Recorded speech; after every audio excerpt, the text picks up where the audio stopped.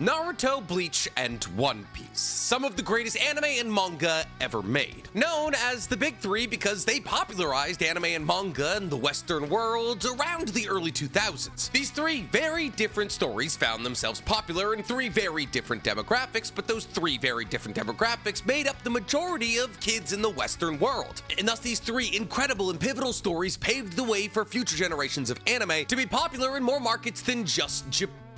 But because these three anime all rose to prominence around the same time and all had monumental impacts on the popularity of anime worldwide, they are constantly compared to each other. Whether it's people arguing about which MC is the best from which universe, which story is the best manga, which story has the best anime, which story has the least filler, which story is the best paced. Bleach, Naruto, and One Piece are perpetually compared to each other, and no comparisons spark arguments more fervent than when people try to compare the powers of these individual universes. And thus, as somebody who's begun to wade into the territory of comparing different universes' power systems, I figured today we'd lay to bed the question, how do the big three universes scale when compared to each other? Because today we're talking the big three ranked and explained by power. But before we get to ranking or explaining anything, guys, please, for me, like this video, subscribe to the page, and hit that noti bell. And if you're looking for one additional Nick video a week, you can go ahead and find my Naruto reaction series using the fourth wall link in my description below. We are wrapping up with the Forest of Death, and the 1v1 battles are on the horizon. But before we get into all that, today I want to talk to you about our favorite recurring sponsor to the page, DraftKings Sportsbook. Football season is right around the corner, and the next great touchdown is coming. And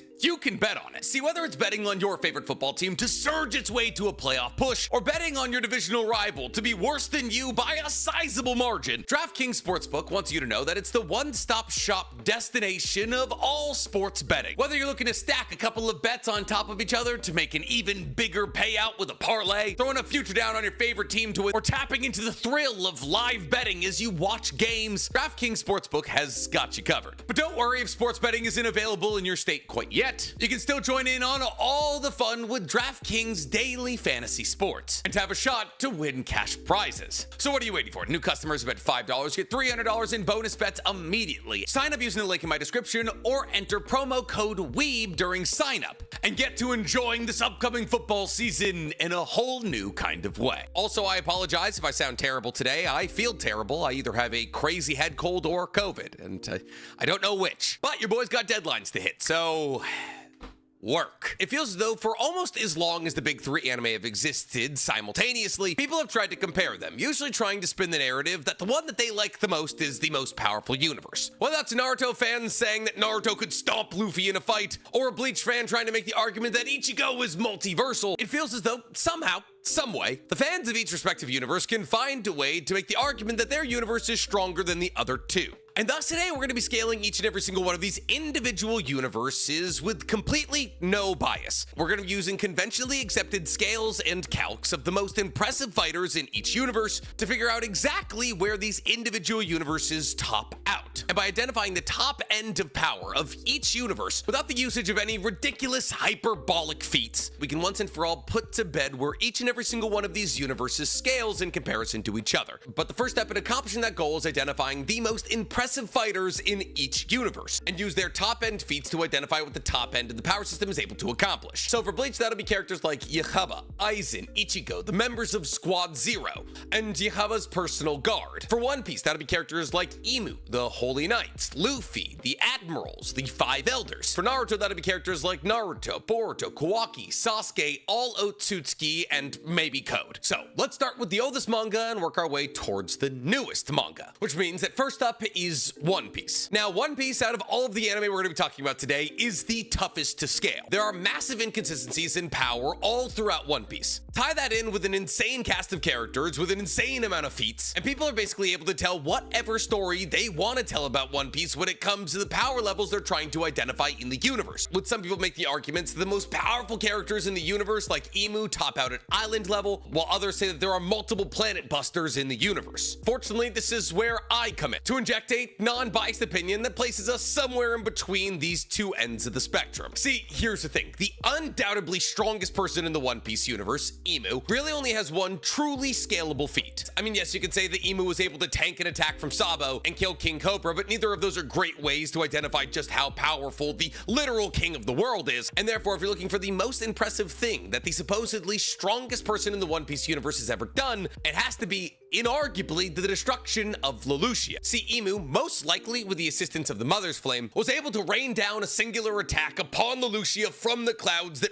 wiped it off the map. Now, as to how much of a role the Mother's Flame played in this feat, we can't really say. However, the world government's hell-bent attitude on acquiring the Mother's Flame from Egghead while destroying it seems to confirm that somehow, someway, the Mother's Flame does tie into this world-ending ability that Imu got his hands on. But regardless of whether or not the world government is going to get their hands on the Mother's Flame, or if Imu's going to be able to use his technique more than once, Imu used this technique. Imu was able to wipe an entire country / island off the map with just one attack. Usually, islands and countries are talked about in different terms for scaling purposes, but really because of the rising of the oceans 800 years ago in the One Piece universe, every country has become an island. And thus, Imu destroying Lelouchia is either an island or a country level feat, depending on how you want to look at it. So this must mean that Imu, who exists at the top of the One Piece world, is just an island / country level feat with the aid of the Mother's Flame, right? Well, no, unfortunately, it's really not that simple. See, because we've seen island level feats from people like Doflamingo, pre-awakening, and a Whitebeard on his deathbed. And Whitebeard is actually the reason that One Piece scaling is as absurd as it is. Because the Quake fruit, or the Tremor fruit, depending on what translation you get, has been described as a devil fruit power so ludicrously powerful that it was able to destroy the entire world if used correctly. Which makes a lot of people believe that Whitebeard, and therefore by extension Blackbeard, who now controls the Quake fruit, are planet busters. And therefore, if anybody's able to damage Blackbeard or Whitebeard, they must also be planet busters. And here's the thing, that's not the craziest idea of all time, because like I just said, a on his deathbed Whitebeard was able to tilt the ocean to possibly sink the entirety of Marineford. But let's ignore Whitebeard and therefore Blackbeard for a second, because the Quake fruit and those two are kind of contentious when it comes to power scaling One Piece. Let's talk about Doflamingo and his birdcage. Doflamingo, pre his awakening, or at least pre the usage of his awakened powers, was able to cast an ability known as Birdcage across all of Dressrosa. And as Dressrosa is actually one of the bigger islands we've ever seen from One Piece, Doflamingo's ability not only capture an entire country in this birdcage, but also destroy said entire country is, for all intents and purposes, an island to country level attack. And Luffy, who not only had to fight against pre-awakened, but also post-awakened Dofi, was able to completely trounce Doflamingo using his 4th gear transformation, which implies that if Doflamingo was high ball, a country level threat, low ball, an island level threat, then that would mean that Luffy's gear 4 was greater than either of those two estimations. And if we assume that bounty equals power on a 1-to-1 ratio, which we probably shouldn't, but like the higher your bounty is, the stronger you are as a pirate. Like, that's not an insane thing to say. Luffy's ability to beat Charlotte Katakuri with his Gear 4 transformation, when Katakuri's bounty is about 3 times higher than Dofi's, 340 million versus about 1 billion, implies that the upper limitation of Gear 4's power is about 3x that of awakened Dofi's. So that is to say that 4th gear Luffy scales somewhere between large island to large country, depending on how you scale Dofi. And as Katakuri has pretty consistently been calced somewhere into the region of country level, this makes a fair amount of sense. Luffy and the Straw Hats then proceed to wander their way into Wano, where Luffy spends about 200 episodes getting his ass kicked by Kaido, and about 100 or so of those episodes, or at least that's what it felt like, training in a stone quarry with Sea Prism handcuffs on, until eventually Luffy was able to level up to such a degree that he was able to go toe-to-toe with the likes of Base Kaido, Beast Kaido, and Hybrid Form Kaido, finally being able to overtake Kaido in strength when he activated his 5th gear transformation for the first time. But what does being stronger than Kaido mean for Luffy? Well, Kaido in base form is said to scale to that of moon level, because he was said to be one of the few people that could defeat Blackbeard, which implies that he would be able to overcome the power of the Quake fruit. And like we said, the power of the Quake fruit, when used properly, was said to be able to destroy the world. And all this corroborated by the fact that when Big Mom and Kaido clashed their blades together, the impact of that clash actually split the clouds above them for several days. But that's Kaido in base, and Kaido's got a whole lot of forms. And thus, with the addition of these forms, be those his beast form or his hybrid forms, Kaido scales somewhere into the region of small planet level. And Luffy in 5th gear is stronger than Kaido in his strongest forms. and thus Luffy in 5th gear must be at least small planet plus. On top of this, in Egghead Island, Luffy has time and time again been shown to be superior to the likes of Kizaru, who's solidly mid-tier when talking about the highest level of fighters in all of One Piece. He's not the strongest admiral, he's probably not the weakest admiral, and the admirals are probably weaker than the 5 elders and the Holy Knights. However, in Egghead Island, Luffy was also shown as pseudo-equal to the likes of Saint Saturn. While he most likely didn't have the ability to augment his Conqueror's Haki in such a way that would be able to defeat somebody with the Mark of the Abyss, his AP was shown to be able to not only damage Saint Saturn, but also drive him back. And thus it's somewhat safe to assume that Luffy is equal in strength to an individual member of the 5 elders, and most likely somewhere in the region of strength of Akainu, who's the current fleet admiral. But to bring the conversation back to Kizaru for just 1 second, Kizaru is actually a really good way to scale speed in the One Piece universe, because Kizaru, as a user of the Glint fruit, is able to turn his body into light, and therefore travel and attack at the speed of light. And multiple people in the One Piece universe have not only shown the ability to track Kizaru, but also reflect his attacks. Like in the most recent episode of One Piece, where we literally see Sanji kick away a beam of light fired by Kizaru, implying that Sanji is faster than the speed of light, as he was not only able to react to this beam of light, but also get in front of it and kick it away before it was able to hit Bonnie and or Kuma. So if Sanji, who is undoubtedly massively slower than 5th gear Luffy, is a faster than light character, then Luffy is almost definitely a faster than light character. So if we're using Luffy, who's probably the most quantifiably high tier character in One Piece in terms of scaling, as our precedent, then One Piece tops out somewhere in the region of small planet plus and FTL to FTL plus. Now there's obviously some wiggle room baked in here because we don't know how powerful Imu is. We know that Imu's able to do things like use Dami Reversai to take over the Holy Knights like Gunko and pretty much immediately enslave all of the giants of Elbat to battle against their brothers. We also know that Imu holds on to such an insane amount of power that he's able to unleash a wave of Conqueror's Haki that knocks out basically everybody who wasn't a giant soldier on Elbat. But all of these feats are pretty hard to scale. So for the moment, we kind of have to stick with scaling characters like the 4 Emperors or even the Admirals. But now that we got One Piece done with, let's talk about Naruto. The strongest, well, at least quantifiable characters ever shown in Naruto are Ishiki and Jura. While yes, Shibai is probably stronger than Ishiki and Jura combined, we have literally no way to scale how powerful Shibai is. Based on how Shibai is talked about, that is to say, a prominent user of omnipotence, which is apparently the coding language of the universe, meaning that Shibai is able to create and destroy universes at will, making Shibai a possible reality warper, means that Shibai is a level of threat that we can barely comprehend in the Naruto universe. But since we have no actual feats for Shibai, I'm not gonna use him as a way to amp up the Naruto universe through multiversal or something stupid like that. So like I said, let's use the quantifiable characters that we have seen fight other quantified characters, like Ishiki and Jura. See, the best way to try and figure out just how powerful these two characters are is by looking at the people that they've fought. See, because while sure I could sit here and say that because Ishiki has consumed the chakra of dozens, if not hundreds of planets, that he's a solar system threat, because after all, he's destroyed multiple planets, that feels disingenuous. So let's start by scaling Naruto, who both Jigen and Ishiki, who's the superior version of Jigen, were able to defeat rather handedly. See, Naruto has done a myriad of very impressive things over his run as the MC of the Naruto universe. In base form, with the help of Hinata, who was amped with Hamura's chakra, he was able to destroy the Tenseigan, a dojutsu that was said to have the power to not only destroy the Earth by throwing a moon into it, but also have the power to rebuild the entire Earth after its destruction into the exact way that Toneri wanted it. On top of this, Tenseigan had enough power to create and maintain an artificial sun in the center of the moon for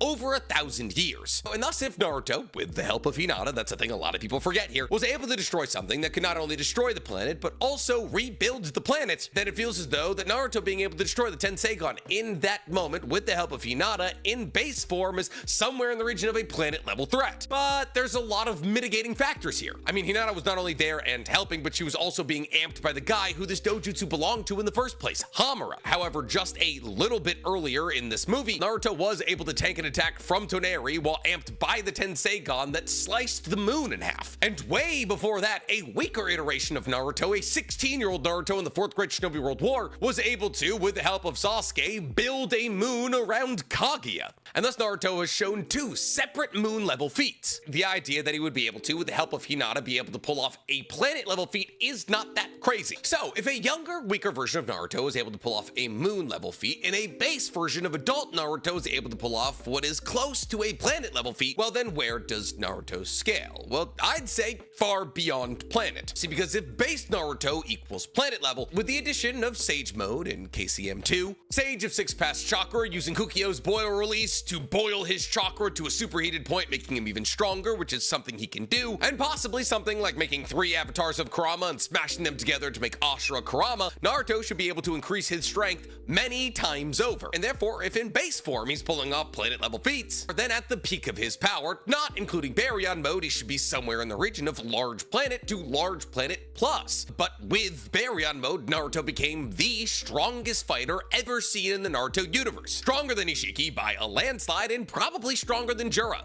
And Naruto flexing that in Baryon mode he was substantially stronger than Ishiki is insane. Because, well, yes, this was a temporary form that Naruto could only use for a matter of minutes. Amino, who had an incredibly well-informed opinion of how strong both Jigen and Ishiki were, believed that Naruto and Sasuke, two at least planet-level threats, working together stood no chance against either Jigen or Ishiki. And this was proven time and time again as Jigen and Ishiki pieced up Naruto and Sasuke, going so far as to yank Naruto and Sasuke out of their giant chakra mechs with little to no effort at all. I mean, the two of them got one hit in on Jigen, and Ishiki is said to be massively more powerful than Jigen, and it would make sense that he is, because Ishiki was also technically a temporary form, brought about by Ishiki using the karma marking on Jigen to initiate his reincarnation. But the karma marking on Jigen was not complete. It wasn't a good mix, and thus Jigen's body wasn't able to use the entirety of Ishiki's power. So if Jigen, who was able to comfortably beat Naruto and Sasuke while adults, was the weaker iteration of Ishiki's power, it's safe to assume, and this is gonna cause a couple of you to groan and roll your eyes, but remember, I didn't make these calcs, that Ishiki is somewhere in the region of a solar system level threat. Jigen was substantially stronger than 2 legitimate planet busters, and Ishiki was a definitive upgrade on Jigen. If we're calculating Naruto to be somewhere in the region of, without his Baryon mode, large planet level, and Sasuke, who's calculated to be somewhere in the region of just planet level, were able to get manhandled by the weaker iteration of Ishiki, then yeah, that stronger iteration of Ishiki is going to be somewhere in the region of solar system level. And that makes sense because Ishiki has consumed the chakra of dozens of planets. So since Baryon mode Naruto was able to defeat Ishiki, Baryon mode Naruto is also somewhere in the region of solar system level. I know it sounds crazy to maybe some of you that have only ever watched and/or read Naruto, but all of the scaling post the 4th grade Shinobi World War has gone kind of insane. Boruto's a really fun story, very well written, I love it, but characters are getting stronger at a literal breakneck pace. And before anybody tries to say, oh, you can't use Boruto's feats to scale Naruto as a universe, shut up. Naruto's in the story. Sasuke's in the story. If One Piece gets to be 1,200 chapters long, I can use Boruto to talk about Naruto. So it seems though the Naruto universe seems to top out somewhere in the region of solar system level in terms of AP. Something corroborated by the fact that Boruto, who's only 15 or 16 years old right now, is literally harnessing the power of the entire planet into his Rasengan and still can't place a meaningful scratch on the main antagonist of this arc, Jura. But where does it top out in terms of speed? Well, somewhere in the region of massively FTL. There are a lot of crazy speed feats in the Naruto universe. In fact, the majority of the main players in Naruto were already confirmed to be FTL by the time of the 4th grade Shinobi World War, because when Madara started using mouth lasers that were confirmed to travel at the speed of light, and every single member of Team 7 was able to react to and dodge them, it was in that moment confirmed that people like Sasuke, Sakura, and Naruto were all FTL. And the FTL feats didn't stop there. Naruto and Naruto Retsudan, a light novel that takes place during the Mujina Bandits arc of Boruto, dodges a photon laser in base while riding a bike, which means that in base, he is casually FTL. And considering the fact that Naruto and Sasuke were shown as equals to each other in terms of speed in their last Valley of the End fight, with both of them being able to land blows and deflect blows from each other, it's safe to assume that basically any and all speed upgrades that Naruto got over the year, not only did Sasuke get, but was also able to react to, which is backed by the fact that he's not only a dual EMS wielder, but also the wielder of a 6-Tomei Rinnegan, at least at the peak of his strength. 2 separate jutsus that amp Sasuke's extrasensory perception. However, even Sasuke, with his possible universe-leading extrasensory perception, wasn't able to track the chakra rods of either Jigen or Ishiki. And that's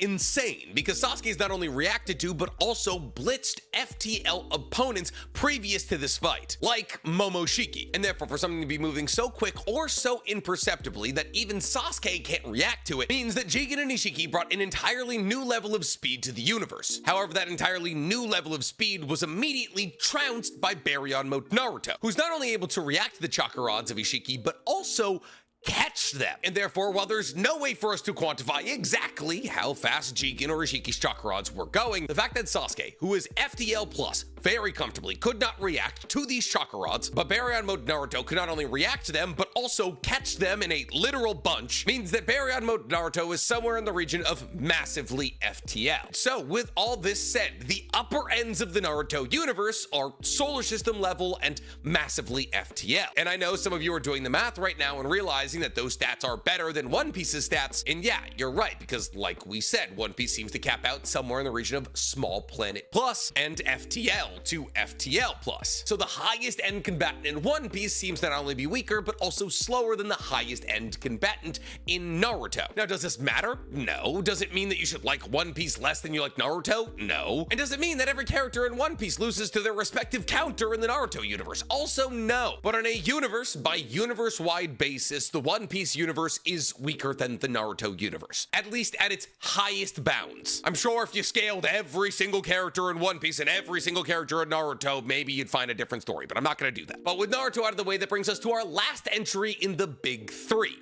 Bleach. Now, with all the other universes, we talked about a plethora of different characters that exist at the top of power in their respective universes. However, in Bleach, there's one character who stands above literally everybody else by heads and shoulders, and that one person is Yahaba. Ichigo, Aizen, Squad Zero, and all of Yahaba's personal guards literally pale in comparison. Ichigo, the main character of this story, never scratches Yahaba's level of strength. So how strong is he? Well, for one, Yahaba said to be stronger than post-Unohana training Zaraki. And for those of you who aren't cut up on TYBW, basically Kenpachi Zaraki, the guy who's known to be one of the strongest members of the Gotei 13, purposely placed a ton of limiters on himself to make himself weaker so that he would never be able to surpass Captain Unohana, the first person who ever gave him a legitimate run for his money in terms of strength. However, after training with Unohana and after killing Unohana, Kenpachi Zaraki was able to finally step into his role as a Kenpachi, aka the strongest swordsman in the Sarate. Now, it was this training with Unohana and the first communication he ever had with his Zanpakuto that allowed for him to not only have it undergo its first Shikai release, but also its first Bankai release that allowed for Kenpachi Zaraki to battle against some of the most powerful Stern Ritters, like, for example,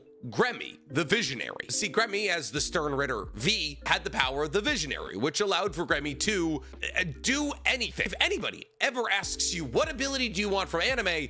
It's the Visionary. Gremmy is just a ridiculously powerful reality warper. If he wants to turn your bones into cookies, he can. If he wants to crush you with a comet that comes out of nowhere, he can. And Kenpachi Zaraki, with only his Shikai release, was able to defeat Gremmy. Kenpachi Zaraki was able to overcome a threat that could literally make anything reality. And it's implied that these limiters that Zaraki lived with for his entire life were actually the only reason that he lost to the Stern Ritter, Royd Lloyd. Now, Royd Lloyd had the Shrift Y for yourself. It allowed for him to take the form of Yahaba and rather easily defeat Kenpachi Zaraki. However, like I said, it's heavily implied that the only reason Kenpachi lost this fight is because of the limiters that he didn't lift off himself until he defeated Unohana. But Royd Lloyd, while taking on the form of Yahaba, was able to go toe-to-toe with the likes of Captain Yamamoto, the head captain of the Gotei 13, a man whose Bankai release literally turned the tip of his blade into an actual sun, the sheer activation of which immediately evaporated all of the water inside of the Sarate. And therefore, if Kenpachi Zaraki, without his limiters, would have been able to defeat Royd Lloyd, a person who was able to go toe-to-toe with the likes of Captain Yamamoto, then it's safe to assume that a Zaraki with no limiters on him is a multi-solar system level threat. And Yahaba is stronger than him. Boy, Nick, how do we get to multi-solar system level? Well, it's mostly because of Captain Yamamoto, who, like I said, was able to evaporate all of the water inside of an entire realm simply by activating his Bankai. As realms in the Bleach universe kind of operate like universes of their own, this is an absurd feat. Tie that into the fact that Yamamoto was wielding the power of a sun, and a sun, when wielded and or exploded, can very easily destroy one, if not multiple, solar systems. I'm not going to get into the actual physics of it all, but people have calculated how much energy it would take to evaporate all of the water around the Sarate in one instant, tied in with the fact that Captain Yamamoto was able to withstand the temperature of his blade, which was something like 14 billion degrees Celsius, and use that to calc the amount of energy he was able to maintain in his body, which calced out to multi-solar system level. But Yahaba is stronger than that, which is fair when you consider the fact that after he assumes the role of Soul King, he's not only able to remove the barriers between different realms, like the human realms and the Serite or Hueco Mundo, but also destroy entire realms and recreate them in the vision that he wants. Now, this is eerily similar to Omnipotence in the Boruto universe, because let's not forget that Ichaba's main plan is to remove the barriers between the 3 universes and smash them all into one universe, something that would require being able to control 3 separate universes all at once to pull off. Now, depending on who you ask here, this is either a Universal Plus, or a multiversal level feat, depending on how certain people feel about the Bleach universe. Some people believe that the human realm, Hueco Mundo, and the Serite all exist within the confines of one universe, and therefore being able to control the barriers between these realms and control these realms individually, even melding them together, is just a universal feat. While others believe that Hueco Mundo, the Serite, and the human realm all exist as separate universes, and thus the Soul King's ability to control these 3 separate universes is a Universal Plus feat. While others believe that Hueco Mundo, the Serite, and the human realm exist in entirely different multiversal timelines, and thus Soul King maintaining these barriers is actually more like setting up a multiversal divide between these 3 realms. And that's another thing. These 3 realms only exist in a separated state because of the Soul King, and therefore any and every moment that they remain as separate entities from each other is actually a passive input from the Soul King. And as Ichaba becomes the Soul King, this means simply by existing, he was controlling these 3 separate universes. And thus, to split the contrary opinions here of universal or multiversal, we'll simply say that Ichaba is Universal Plus. And in that categorization, he is relatively alone, as the other highest potential threats in the Bleach universe, like Ichigo and Aizen, tend to cap out somewhere in the region of multi-galaxy level. See, Bleach is the one universe that's kind of difficult to scale when we're talking about using the strongest person from the universe as a representation of how far the universe can go, because Yahaba is so much stronger than everybody else. But still, in terms of speed, Yahaba is also insane. In fact, his speed caps out at literally infinite. Yahaba gives the Shrift of X to one of his main guardsmen, and the Shrift of X conveys the ability X-Axis, which grants the user the ability to fire instantaneous projectiles, kind of like a hit scan character in an FPS. There is no travel time. The second the trigger is pulled, whatever is being aiming at is hit instantaneously. And as all of the Shrifts eventually go back to Yahaba, I mean, that's literally why he hands them out in the beginning, Yahaba also has access to the X-Axis. And while nobody in the universe can either dodge or block the X-Axis, because how do you block or react to something that happens instantaneously, most of the characters in the Bleach universe cap out around massively FTL, so somewhere in the same region as the Naruto characters, though most likely faster. I mean, obviously massively FTL is a huge range, but there is a lot of quantifiable, crazy high-end speed feats in Naruto. But with all that said, where does Bleach cap out? Well, if we're using Yahaba as the watermark, then somewhere in the region of Universe Plus with infinite speed. So, you know, way stronger than anybody from Naruto or One Piece. Which means at the end of the day, if you just look at the numbers with no bias whatsoever, Bleach is the fastest and strongest universe out of the big 3, Naruto comes in second, and One Piece narrowly comes in third. Now, should this shake up how you feel about any of these universes? No. But is Naruto beating Luffy in a 1v1 fight? Probably. Is Ichigo beating both of them at the same time? Also probably. And that's fine. Who cares? One Piece is still the best written, Naruto still got the best fights, and Bleach still has the coolest character design. And at the end of the day, that matters a whole lot more than who punchy the hardest. But I'm curious to hear from you guys. Do you believe this is an accurate ranking of the big 3? Do you truly believe One Piece is the weakest universe out of the big 3? Let me know in the comments below. And while you guys are down there, please, for me, like this video, subscribe to the page, and hit that noti bell. Listen, back in the day when it was just Naruto, One Piece was probably stronger. But Naruto's been to space like twice now, and unfortunately, that's just gonna scale things kind of crazily.